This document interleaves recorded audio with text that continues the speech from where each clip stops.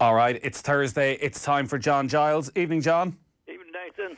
So the Liverpool-Manchester City game we're going to get to, I think it very much lived up to the hype on the pitch and obviously has given us plenty to talk about off the pitch. We'll come to that in a moment, but I do want to talk about the match tonight between the Republic of Ireland and New Zealand. We do know Mick McCarthy's starting 11. He's made an exception. He's named the team in advance. Maybe, I think, just to create a bit of a buzz, particularly around the inclusion of Troy Parrott. He's one of two debutants alongside Leo Connor. There's first starts for Kieran O'Hara and Jack Byrne. But there's no doubt that this is very much the second string team.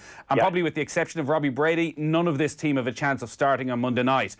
Can you understand why Mick McCarthy has gone with this sort of starting 11? Well, maybe they might start. Is it definitely out that they won't start on Monday night? No, well, I think from listening to his press conferences, he seems to have his starting 11 very much in his head, that it would take something really exceptional.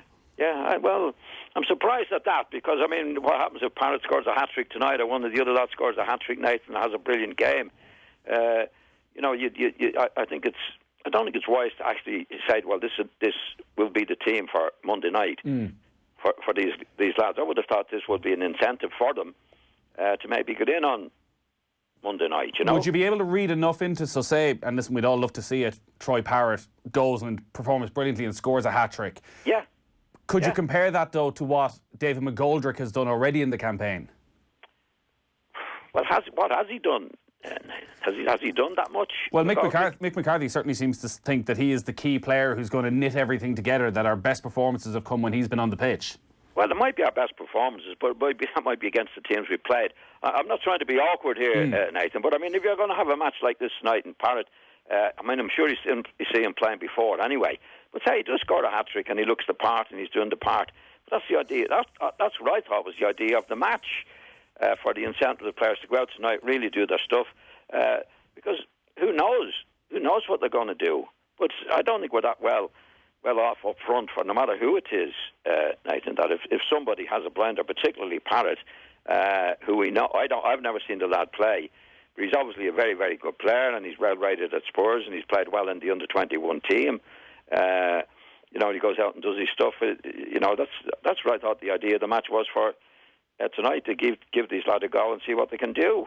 On Troy Parrott, then, he's only 17 years of age. He will become the youngest player to make an Ireland debut since Robbie Keane over 20 years ago. Third youngest Irish player ever. Jimmy Holmes there as well. I know you've often said that if you're good enough, well, age doesn't matter.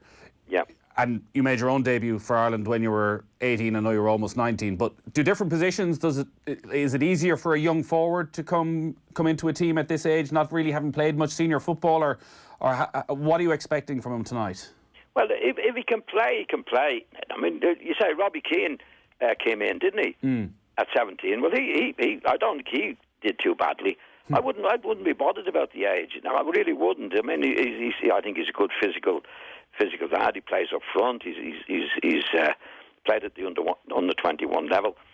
I wouldn't be bothered about the age, old or young, Nathan. You know what I mean? You hear lads, he's 34 now, and it doesn't matter. If you can do it, you can do it. And there's other lads who've come into the team at 17. Not so much our team, but other teams that really can do it. And we're not that well off for forwards. Anyway, actually, we're poorly off for forwards. And I just don't think Mick. I don't know if he said it, that he won't be picking any of these players on. No, I don't think he ruled it out, but the way he spoke about what we would see as the first 11, that he didn't want to risk them in this game, basically, because he wanted them right for Monday night. Yeah, well, that makes sense. But, Parrott hasn't been in the team before, but he has an opportunity, if he does his stuff, to go in. That's all I'm saying. I wouldn't rule any of the lads out tonight if they play really well. I know Mick has a team in his head, but up front particularly, I think there's room to make changes if the people play tonight, particularly Parrott plays as he can play. I'm sure should be in the running. Another one who might well be in the running is Josh Cullen, who plays in the middle of midfield. He's been playing well in the Championship for Charlton. He did very well. He was man of the match in the last friendly against Bulgaria, and he starts again. And midfield, it seems, has been a bit of a problem for the Republic of Ireland. The fact it's Denmark, it's such a crucial game. Could you understand if Mick McCarthy actually, regardless of what happens tonight, doesn't take any risks on Monday, that maybe it's not a night for inexperienced players? Maybe you do need the likes of Glenn Whelan, Jeff Hendrick, regardless of form. They've been there, they've done that. No, I wouldn't subscribe to that, Nathan.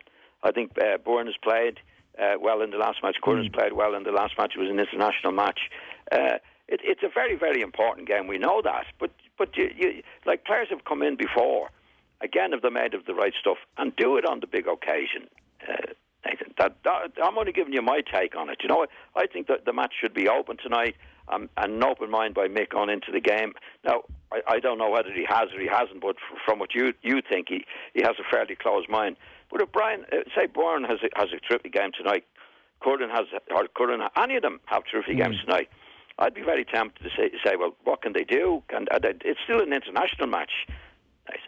And really, if lads are made of the right stuff, I don't think there's that much difference between playing at league level, any level, and international level, Nathan. You don't see it as this, because it's the one thing we always talk about international football, that it's this huge step up. I don't think so. I really don't. You know, like the players who have it, who are good players, that's part of them. They can go up and do it. You know, I named a couple of players for you. I mean, Liam Brady came in what was he, Liam 19 or something? He had a handful of matches at Arsenal, and took to it like a duck to water. You know, the players that have it rise to these occasions. You know, the young Parrott, I don't know young Parrott, but he wouldn't be at Spurs and doing well at Spurs if he didn't have the temperament to do it. And if the lads have the temperament, and I think we spoke before, there's a show-off element in most players who can really play. You know, they don't go out there thinking, oh, God, what am I going to do? They go out there to show what they can do. You know, and if they're of the right temperament, then they'll do it in any of the big matches, you know. I wouldn't be worried about them going into an important match if I thought that they really have it. And I think particularly young Parrott, like, we're not well served up front, Nathan. And I haven't seen him play. I don't know. But from what I hear, he's a very, very good player. He's an opportunity to show at international level tonight. Can he do it? He's been in the training camp with Mick. You get to know them, Nathan, when you're with them. You get to know what lads are like, you know. Has he got it? Is he cocky? Is he able to keep up in training? You know, does he have the right temperament? That's what you're there for. And, you know, other managers have taken a chance on it in situations like this. What are you judging that on then with somebody like Troy Parrott? Because is it just down to scoring goals on a night like this, or are there other aspects of a game where you can sort of see that maturity that would show that actually you could throw him in at the deep end on Monday night? Yeah, I mean, I've seen lads play in matches that score a goal or two, even in one match, and you can tell they haven't really got it. You know what I mean? You just get one of those nights where you see a lad goes out and his general play, his temperament, he might miss a couple of chances, but he's in a position to miss them. He might score a goal, but I wouldn't judge them on whether they score a goal. And I know it's a very important aspect of the game, but I've seen lads in games like they score a goal, maybe two goals, and you think, don't really fancy them that much. I think if they have it on international level, like tonight, and you're talking about young Parrott in particular, you can see in training as well, Nathan. You know, they get on the ball, they're able to do things. I've seen lads that don't play particularly well on the night, but say, God, that kid can really play. You know, so Mick can see him. I don't know whether he's watching him on the 21 level. He's got him in training. You get to know what the kids are like, and you can make it out sometimes. You know, this lad is well able to do it, and from what I know of him or hear of him, he certainly can. So I wouldn't be worried about the age element. Part of the issue for all these players is that it's a completely experimental side. 11 players who've never played together before, will probably never play together again. I don't know if you ever played in that sort of situation and how difficult it is as an individual to impose yourself in a game when you don't really have the relationship with the players around you that you'd like to. No, well, it's not easy, Nathan. You know, I know this is a different, very, very difficult circumstances for Mick McCarthy because of the huge match on Monday night. But like my idea always with international matches, I wouldn't put more than 3 players in with the big team to see what they can do. And I know Mick can't do that because we've got a big match on Monday night. But the last time we played, there were a lot of changes made, and lads come on for 15 minutes, 20 minutes. I think that's totally useless, or even for a half the game. If you really want to look at them, you play them with the what you consider to be the main team, 8 of that team. Then you're only as good as the players you play with, and then you can say, well, does he fit into that team? Now we don't have that many matches, and Mick hasn't that many, but I think that's the ideal way to do it. Yeah, as you say, I think the fact that Monday night's coming up so quickly, his hands were somewhat tied. It's very difficult for him. Yeah, it's very difficult. Just to touch on Monday night then, and that game against Denmark, anything less than a victory in the Republic of Ireland are heading towards the playoffs. How do you expect Mick McCarthy to approach this game? Do you think he will go and very much from the off try and win, or from what you've seen over this campaign, is it keep it tight for as long as possible and just try and nick something towards the end? No, I think to go for it. I think Mick's philosophy, I think some of the matches, particularly away from home, I'd say his attitude would be to go for it, but we weren't good enough to go for it. And I don't think he'll hold back. We have to win the game, and I think the Mick will go for it, definitely. It's a home match. Hope the crowd will be a big crowd there. Get the crowd behind it. I don't think he'll be sitting back at all, unless the Danes force us back, Nathan. But I think, going into a match like, you have to look, are we capable of beating them? I think it's difficult, but we're capable of doing it. And that's all you can do in going to the match. Nobody knows what you're going to, but I think the attitude will be right. I think Mick knows what's at stake. The players know what's at stake. Well, we all know what's at stake. So it's not a match that you want to be sitting back in, sitting in a home game like this, which is vital, a really huge game, Nathan. I don't think there'll be any sitting back on this. It's just, are we good enough to go and do it? I think we're capable of doing it, but difficult. All right, the game will be live here on Off the Ball on Monday night. John, we'll take a very quick break, and then we're going to talk about the fallout and the game itself from Liverpool and Manchester City.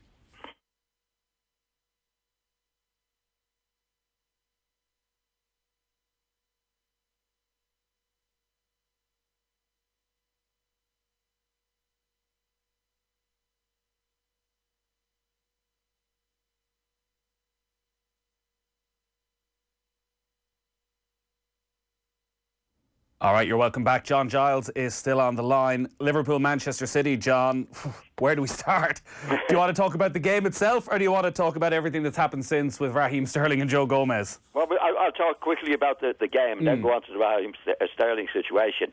I thought the decision early on was huge in the match, Nathan. I think it was a double whammy for Manchester City. They could have had, I think they should have had a penalty, and then instead of probably being a goal up, they're a goal down. I think that was huge in the match because City started well, and if you start well and you get a goal, then it gives you great confidence, and that wasn't the case. I know there's a lot of controversy about the VAR and that, but I think in that my simple take on it is that obviously there was a call for a penalty, and I can't understand why the referee didn't say to the guys up above, let's have a look at it. No, he didn't have a look at it, Nathan. I can't understand that. I mean, if there's... Well, I think the problem there, and maybe this is something that is going to change, is that they did have a look at it upstairs, but there's no way for the referee, because they decided not to go with the pitch side monitors, there's no way for the referee to actually have a look and go, well, I saw it this way, but actually on reflection, it's not quite there. Whereas it seems what happens in a situation like this is the referee says, yes, I saw the ball hit Alexander-Arnold's arm. I don't think his arm was in a position where it was intentional, and then the VAR need to actually find a way to dispute that. So they do look at it, but unless it's a clear and obvious error, they can't actually overturn it. But can the referee not say, I want to have a look at it? Not right now, because they've decided against using these pitch side monitors, because they felt at the start of the season... What a stupid thing. The referee should be making that call, because there's obviously bedlam going around about them that he want to have a look at it. And what I can't understand, how the guys upstairs didn't want to have a look at it, Nathan. Yeah, well... Why didn't they call it? They obviously decided, actually, that having spoken to the referee, and I think it seems to be a conversation between them, they decided, actually, to go with the referee's decision, because the referee was... What was the referee saying, then? Well, the referee obviously said he was... The referee said he was right. The referee obviously said he was right there, saw it, and that he didn't think it was a penalty kick. Well, that's what I'm saying. I mean, it shouldn't be... I know what you're saying, but it shouldn't be down to the referee. It should be to the guys upstairs. I think you should have a look at that, not have a choice on it, Nathan. is that not what they're trying to avoid with VAR, that decisions are being taken out of the referee's hands completely, that the final decision has to, unless it is that clear and obvious error, has to still be in the hands of the referee? But, no, I think what can happen is, like you say, that he didn't want to look at it, right? But if they say to them, no, I think you should have a look at it, they don't have to make the decision, Nathan, but they should say to the referee, I think you should. He didn't have a look at it, right? No. Like, there was obvious everybody charging around. So, I mean, if they I think that the boys up above should have the authority to say, you should have a look at it, and then let him make his mind up after having a look at it. Yeah, I think that is the most obvious change and the most likely change, it seems, because there are rules from above as to how they can implement VAR. But the Premier League made a decision because, and we'd seen it with the FA Cup last year, they felt that when the referee was going to the side of the pitch to look at the monitor, it was causing far too long of a delay during the match, so they opted against that. But obviously, the obvious thing is... sorry, now, no, I'm not saying you're stupid in any way, but I think it's stupid. I mean, if there are some decisions you will take a bit longer than others. There's some decisions you can make straight away. I think the fact is that the policy should be that the referee should have to have a look at it. Or, you know what I mean? They should, no, you should have a look at that. And then make up his mind. And to be honest, decision that, and what I talked about last weekend's decision at Liverpool and the Manchester City, you wouldn't have to look at it very long there, Nathan, to know it was a definite penalty. Yeah, you would think that is the obvious solution to all this. But I think they will get it right. I know there's a lot of controversy, a lot of criticism of VAR, but what we're talking about now, why can't they do that? Why can't they get it right? I think they will. I know it's frustrating at the moment in many ways, but going back to the match, which is more important, I think that was a huge, huge blow for Manchester City in the game. The second goal then, we saw again Liverpool's two fullbacks, Alexander-Arnold and Robertson, and just what they're capable of and how important they are. Yeah. Have you ever seen two fullbacks as important to a team a way they play as those who are to Liverpool? Not really, Nathan, because like in my day, you didn't have wing-backs, and wing-backs are expected to do that now. They're expected to attack. And I think with Liverpool being such a good team, like if you sometimes in some teams you could have two very, very good wing-backs, and if the team is not so good, they wouldn't get a supply of the ball. And it can be a minus rather than a plus. But with Liverpool, because they have so many good players around, they can free these two particular players, and they're very, very, very good. Very good. I mean, I think Arnold's distribution, he was against Villa the week before, is absolutely brilliant. I think Robertson is a better all-round back because he defends as well as he does attack. But they're very, very good and very, very effective for Liverpool. But it was the game. I thought the game was good because, as you would expect it to be good. But there's no doubt that the decision early on was crucial in the overall score of the game.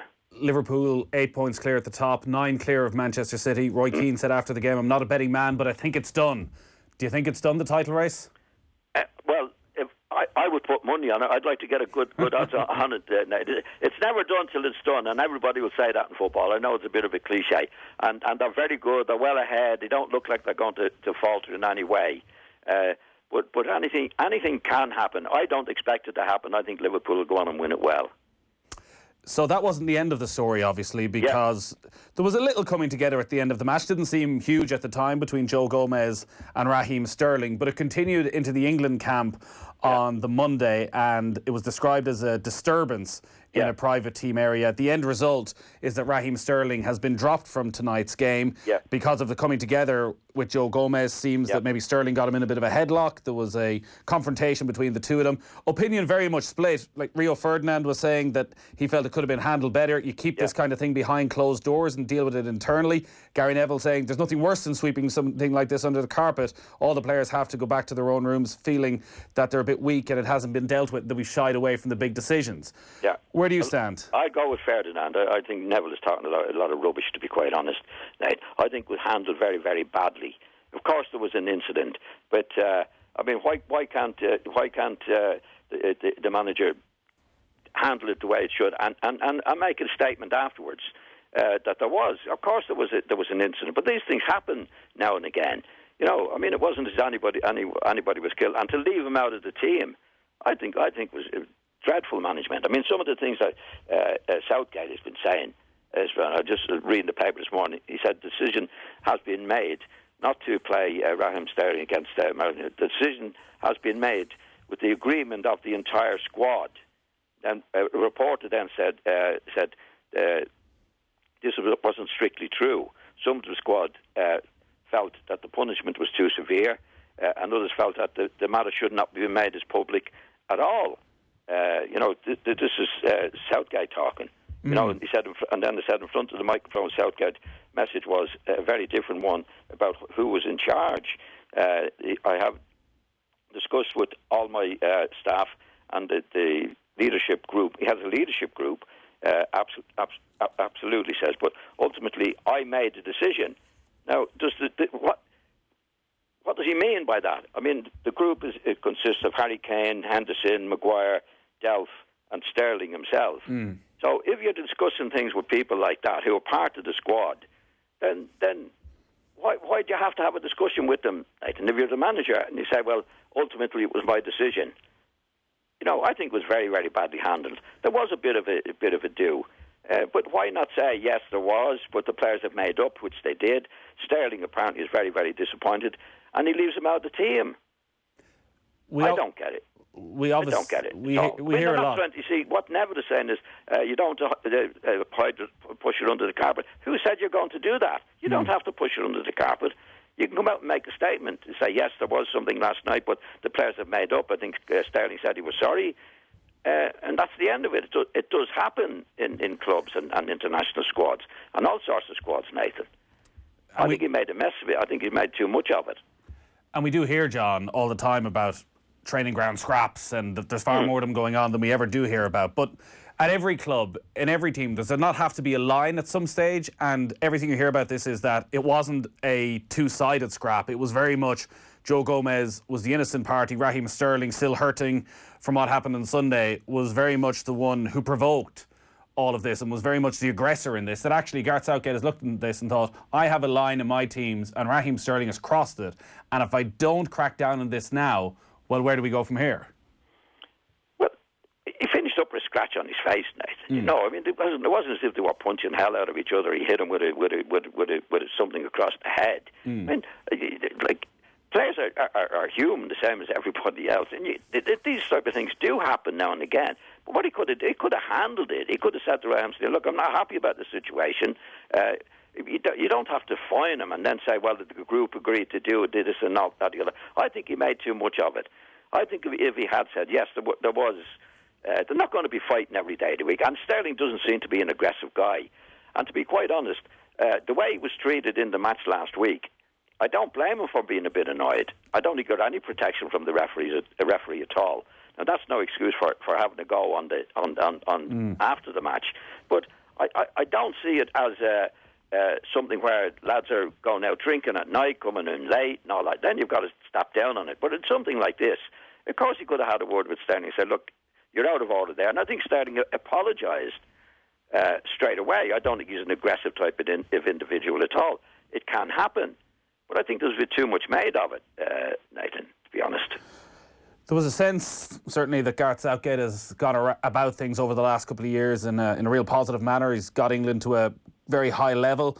When an incident like this happens with such a crucial player, Raheem Sterling's arguably been their best player over the last 18 months. He's taken a huge risk here, I'd imagine, Gareth Southgate, because, like, as you say, Raheem Sterling, I think, has made it pretty public. He's very disappointed that the way he's been singled out here. I think so. There's no need for it. This could backfire massively for Gareth Southgate. Yeah, I don't think there was need for it. And some of the statements he's made, I've read in the paper, it's a load of rubbish what he's talking about. I had to see the group. I had to do this. I had to do that. And what did he? I mean, he's actually dropped them from the team. You know, I mean, he could have him on his own. He could fine him. I think Sterling said he was sorry straight away. We don't know what was said. But it wasn't a murder. I mean, it was a bit of an incident, and that happens in most clubs from time to time, and even international squads. I think that his reaction, I would be on Ferdinand. Well, I wouldn't, because Ferdinand said he threw him under the bus. Now, I don't think he threw him under the bus, but I don't think it was necessary to cause all the publicity and the things that's happened since it happened, and leaving him out of the team. I think was outrageous. You mentioned the leadership group there a few times. I think an awful lot of modern sports teams have a leadership group of 4 or 5 senior players who can talk with senior management about how things are going. Where do you stand on that? Because it feels as though a lot of those players are in a very difficult position because of the club rivalry, which I think Gareth Southgate, one of the reasons he took this is to make sure club rivalry, which has been so detrimental to England in the past, that they don't come into the current squad. But when you've somebody like a Jordan Henderson, who's obviously a Liverpool player, the Liverpool captain, it's one of his players and a Manchester City player, it's hard not to see how people are compromised in those situations. Well, we don't know what their reaction was, Nathan. You know, what he said, well, he had a chat with the group leaders. We don't know what they said. You know, like Henderson might have said, well, I think it's outrageous to drop him. But the fact is, I don't think you need a group leadership, Nathan. The manager's the leader. And why should you pick out 4 or 5 players to be different from the other players? What are they going to say? And what he's saying, and what I read out, ultimately I make the decision. Well, you know, why do you have to talk to anybody to make the decision? You're there, you're the manager. I think that's just a red herring, to be quite honest. I mean, we don't know what those lads said, do we? We don't know what Henderson said. No. They might have said, no, I think, look, let's leave it. He's apologised now. We don't know what they said. But ultimately he makes the decision. And then you don't need the squad to do it. You make the decision. You're the manager. You're the leader. And I think, and I'm going to give you my opinion, I think he's handled it very, very badly. I think it's been far too much made of an incident like that. All right, John, great stuff as always. We shall talk to you next Thursday. Thanks, Nathan. Thanks a lot, John. John Giles there.